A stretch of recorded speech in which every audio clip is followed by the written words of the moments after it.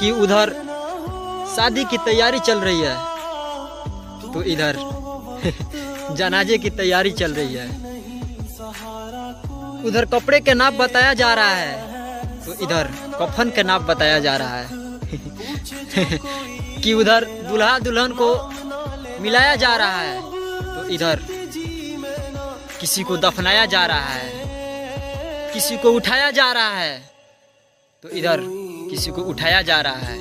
कोई डोली में जा रहा है तो कोई कंधे पे जा रहा है। किसी के ऊपर फूलों का माला बरस रहा है तो किसी के ऊपर जिंदगी का माला बरस रहा है। इस बात में एक बात तो समझ आई कि कोई क्यों ना अपना हो, लेकिन समय पे कोई नहीं आता है मेरे भाई।